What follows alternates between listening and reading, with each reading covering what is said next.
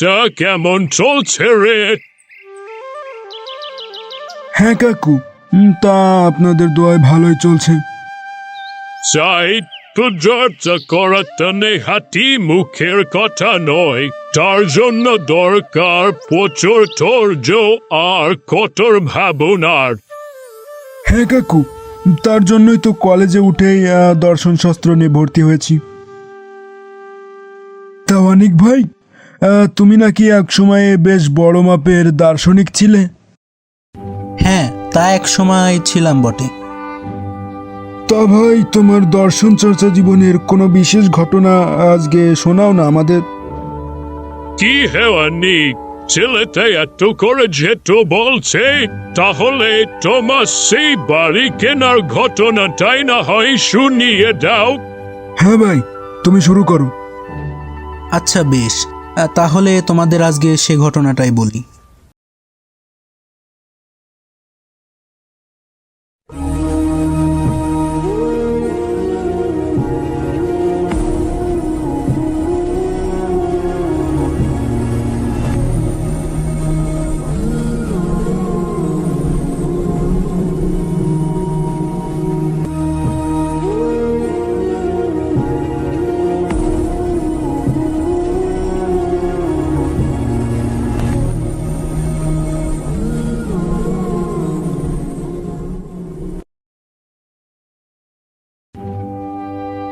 সে আজ অনেকদিন আগের কথা, প্রায় ৮-১০ বছর তো হবেই।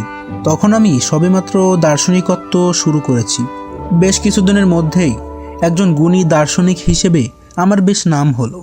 শহরে আমার বেশ পরিচিতি গড়ে উঠতে শুরু করলো। আচ্ছা, তারপর? আসলে আমরা যারা দার্শনিক বা দর্শন চর্চা করি, আমাদের সাধারণত নির্জন জায়গা বেশি পছন্দের। আমরা যুক্তি আর তর্ক দিয়ে সবকিছু বিচার বিশ্লেষণ করতে পছন্দ করি। তো আমার সে সময় চর্চার জন্য একটা নিরিবিলি জায়গার প্রয়োজন পড়ছিল। তো একদিন চিন্তা করলাম, কোথাও একটা নিরিবিলি জায়গা দেখে একটা বাড়ি কিনতে পারলে কেমন হয়। তো যেই ভাবা সেই কাজ, লেগে পড়লাম খোঁজে। তো একদিন একটা বাড়ির সন্ধান পেলাম। বাড়িটি ছিল জঙ্গলের ভেতর একটি কুঠি বাড়ি।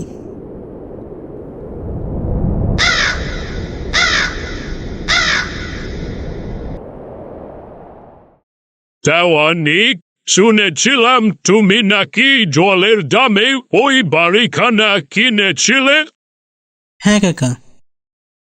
তো অনিক ভাই, ওরকম একটা কুঠি বাড়ি তুমি অত অল্প দামে কিভাবে পেলে? বিষয়টা তো ঠিক বুঝলাম না, কেমনে কি? হ্যাঁ, সবই জানতে পারবি, আগে তো পুরো ঘটনাটা শোন। তো ওই বাড়িটা আসলে অনেক দিন ধরে খালি পড়েছিল। একে তো নির্জন জায়গা, তার ওপর বন জঙ্গলে ঘেরা পরিবেশ, তাই প্রায় পরিত্যক্ত। কেউ না থাকলেও বাড়িটা কিন্তু খুব একটা ভাঙাচোরা অবস্থায় ছিল না। অর্থাৎ ইচ্ছা করলেই পরিষ্কার করে সাজিয়ে গুছিয়ে নিয়ে বসবাস করা সম্ভব। কিন্তু অবাক করা ব্যাপার, ওই বাড়ির মালিক হাজার চেষ্টা করেও অনেকদিন যাবৎ কাউকে ওই কুঠিটা ভাড়া দিতে পারেনি। আসলে জঙ্গলের মাঝে ওই কুঠিটার বেশ বদনাম হয়ে গিয়েছিল। একবার এক শান্তিপ্রিয় ভদ্রলোক লোভ সামলাতে না পেরে ছুটি কাটাবার জন্য ওই কুঠিটা কয়েকদিনের জন্য ভাড়া নিয়েছিলেন। কিন্তু পরদিনই ওই লোকটির মৃতদেহ পাওয়া যায় ওই কুঠির দালানে। প্রথম প্রথম কেউ বিষয়টি আমলে না নিলেও তার কিছুদিন পর আরেকজন সৈনিক গোছের লোক ওই কুঠিতে রাত কাটাতে আসেন।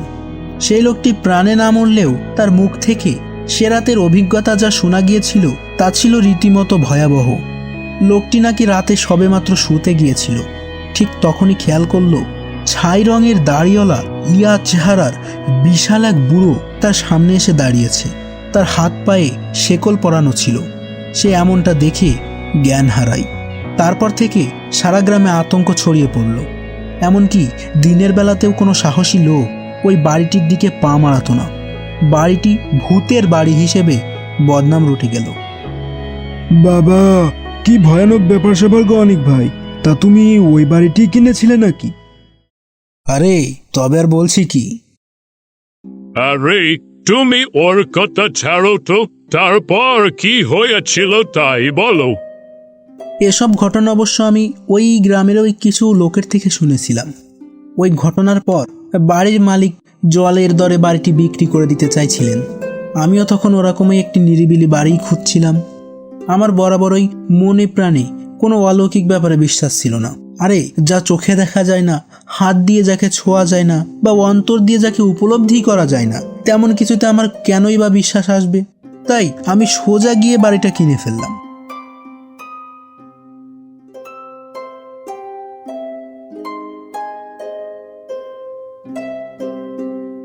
বেশ অল্প দামে এরকম একটা বাড়ি পেয়ে আমি তো বেজায় খুশি। নিজের সব মালপত্র গুছিয়ে নিয়ে ওই বাড়িতে গিয়ে উঠলাম। সারাদিন ধরে নিজের হাতেই সব কিছু গোছাতে হলো, কারণ অনেক টাকার লোভ দেখিয়েও কোনো লোকই ম্যানেজ করতে পারলাম না। যাই হোক, সারাদিন বেশ খাটাখাটনির পর বেশ ক্লান্ত হয়ে পড়লাম।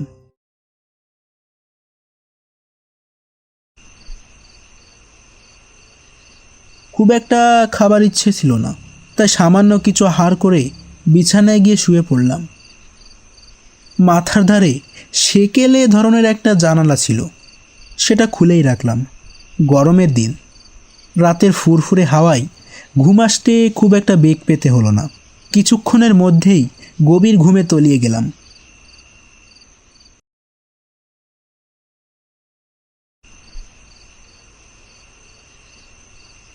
ঠিক কতক্ষণ ঘুমিয়েছিলাম জানা নেই।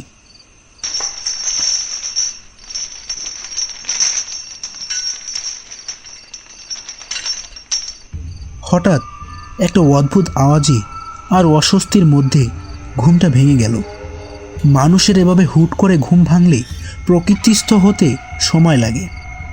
আমারও কিছুটা সময় লাগলো আমি কোথায় আছি, কেমনভাবে আছি, কেনই বা আছি এসব বুঝতে। হ্যাঁ, আমার সব মনে পড়তে লাগলো।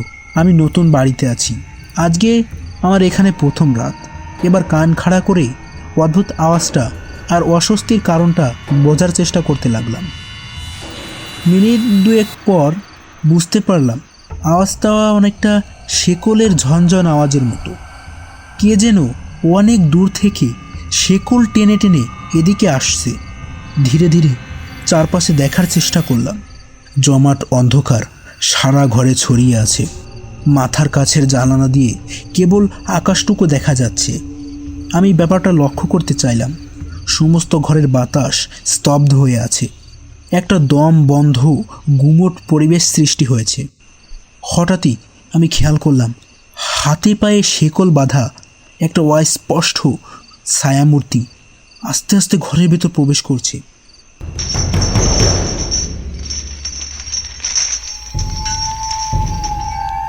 তার চোখে যেন জ্বলন্ত আগুনের লাভা বেরোচ্ছে। সে হাত নেড়ে কিছু একটা বলার চেষ্টা করছে।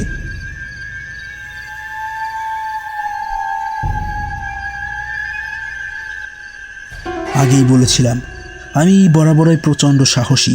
ভৌতিক কিছুতে আমার তেমন কোনো বিশ্বাস নেই, তবুও ভয় না পেলেও একটা অদ্ভুত বিস্ময় আমাকে আচ্ছন্ন করে ফেলল। আমি বুঝে উঠতে পারছিলাম না জিনিসটা কি, কোনো ভয়ঙ্কর দানব নাকি কোনো অসৎ মানুষ আমাকে ভয় দেখানোর চেষ্টা করছে। তখন আমার মনে নানান প্রশ্ন ঝড় তুলে চলেছে। সেই ছায়ামূর্তিটি মুখ হা করে হাত পা নেড়ে কিছু একটা বলার চেষ্টা করছে। এক মুখ দাড়ি গোফের জঙ্গল আর এক মাথা রুক্ষ চুলে মূর্তিটিকে তখন বেশ বিভৎস আর ভয়াবহ মনে হচ্ছিল। আর হাতের নখগুলো ছিল বেশ বড় বড়। তার হাতের এরকম তীক্ষ্ণ বড় বড় নখ দেখে আমার মনে একটু ভয় এলো।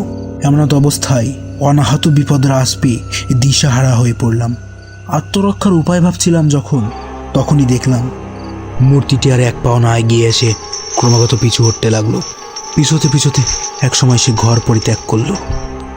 অশরীরী মূর্তিটিকে পিছিয়ে যেতে দেখে আমার মনে একটু সাহস এলো। তারপর নিজেও ছুটে ঘর থেকে বেরিয়ে আসলাম।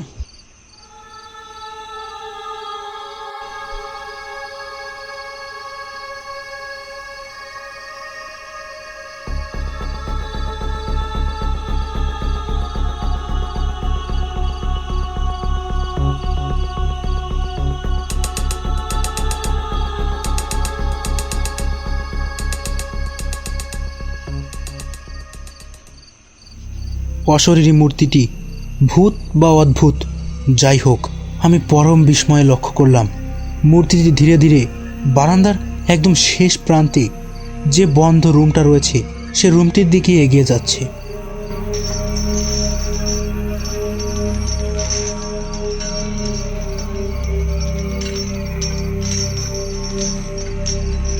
এক পর্যায়ে রুমটি সামনের গিয়েই যেন কর্পূরের মতো মিলিয়ে গেল। কে? এই কে ওখানে? কে? কিন্তু উত্তরে কেবল অনেক দূর থেকে ভেসে আসা অস্পষ্ট গঙ্গানি ছাড়া আর কিছুই শুনতে পেলাম না।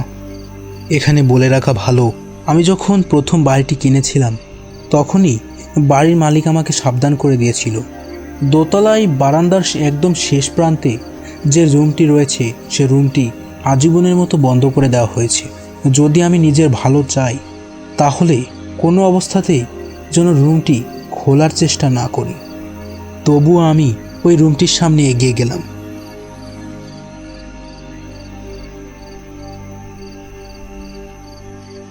রাতের অন্ধকারে তেমন কিছুই দেখা যাচ্ছে না। আমি আবার আমার রুমে ফেরত এলাম।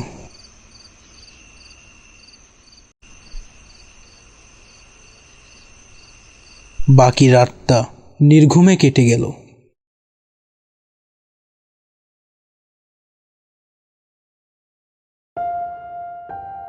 পরদিন সকাল হতেই আমি আমার কিছু সরঞ্জাম নিয়ে ওই রুমটির সামনে হাজির হলাম। তারপর এটা ওটা খুঁটিয়ে দেখতে লাগলাম, একদম চুল ছেঁড়া বিশ্লেষণ যাকে বলে। কিন্তু আশ্চর্যের ব্যাপার, বহু চেষ্টার পরেও কোনো অস্বাভাবিক কিছুই আমার চোখে পড়ল না। তারপর আমি আবার আমার সাহিত্য চর্চায় ডুবে গেলাম। সারাদিন আমি আমার সাহিত্য চর্চায় ডুবে থাকলাম। মাথা থেকে কালকে রাতের ওই ঘটনাটা প্রায় ভুলেই গিয়েছিলাম।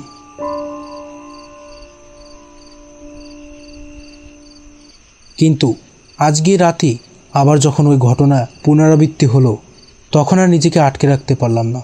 ঠিক করলাম সকাল হলেই এর একটা বিহিত করতে হবে। ভোরের আলো ফোটার সঙ্গে সঙ্গে একটা হাতুড়ি জোগাড় করে গড়গড় করতে করতে হাজির হলাম গত রাতের সে রুমের সামনে। তারপর হাতুড়ি দিয়ে দে দানাদান উদুমসে হাতুড়ি দিয়ে ওই তালার উপর পিটাতে লাগলাম। বেশ কিছুক্ষণ এভাবে পিটানোর পর এক পর্যায়ে তালাটি ভাঙতে সক্ষম হলাম। তারপর ইয়া জোরসে একটা ধাক্কা দিতেই রুমটির দরজা খুলে গেল। তারপর আস্তে আস্তে রুমের ভেতরে প্রবেশ করলাম। রুমের ভেতরের পরিবেশ দম মেরে রয়েছে। একটা বোটকা পচা গন্ধে সারা ঘর মমা করছে। ঘরের প্রতি কোণায় পুরো করে ধুলোবালি জমেছে। দেখে বোঝা যাচ্ছে বেশ কয়েক যুগ ধরে এ ঘরে কেউ প্রবেশ করে না। রুমের ভেতরে আসবাবপত্র বলতে তেমন কিছুই নেই। রুমের একটি কোণে একটা কাঠের বাক্স, খানিকটা কফিন জাতীয় রাখা রয়েছে। আমি ধীরে ধীরে সেই বাক্সটির দিকে এগিয়ে গেলাম। কাছে যেতেই দেখলাম বাক্সটির উপরে একটি কাগজ লাগানো রয়েছে, আর সেটাতে লেখা, আমি মুক্তি চাই।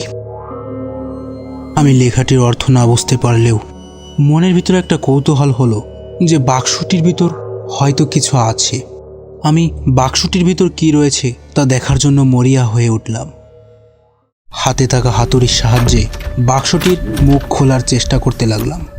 বাক্সটির মুখ বেশ শক্তপোক্তভাবে আটকানো ছিল, তাই কিছুটা বেগ পেতে হলো সেটা খুলতে। বেশ কিছুক্ষণ চেষ্টার পর আমি বাক্সটির মুখ খুলতে সক্ষম হলাম। বাক্সটির মুখ খুলেই ভেতরে যা দেখলাম তাতে আমার বমি চলে এসেছিল। দেখলাম গতকাল রাতের সেই বৃদ্ধটির পচে গলে যাওয়া দেহ সেখানে রয়েছে। তার হাত পায়ে মোটা শেকল বাঁধা। তার সারা শরীর থেকে মাংস পচে গলে বেয়ে বেয়ে পড়ছে। সে কি বীভৎস দৃশ্য!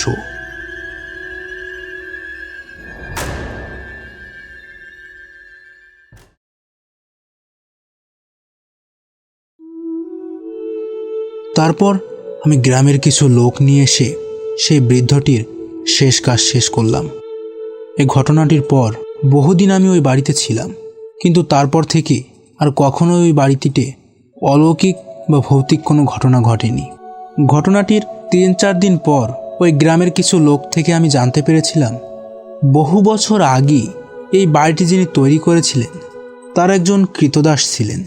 একদিন ওই কৃতদাসকে মিথ্যা চোরের অপবাদ দিয়ে জীবন্ত হাতে পায়ে শেকল পরিয়ে ওই বাক্সর ভিতর বন্দি করে ওই রুমটির ভিতর আটকে রাখা হয়। আর তারপর থেকেই এই বাড়িটিতে এসব অলৌকিক ঘটনা ঘটতে থাকে। ও বাবা, এ কি ঘটনা শোনালে গো অনিক ভাই? দরকার নেই বাবা আমার দর্শন চর্চার। আজই বাড়ি গিয়ে বাবাকে বলবো সাবজেক্ট চেঞ্জ করে দিতে। আমার ভাই অত সাহস নেই তোমার মতো। কি জানি আমার সাথেও যদি ওই ঘটনা ঘটে বসে, তো দরকার নেই আমার দর্শন শাস্ত্র চর্চার। শুনেছো ছেলের কথা? যা, এসব না ভেবে যা করছিস মন দিয়ে কর। অনেক বেলা হলো কাকু, আমিও উঠি কেমন?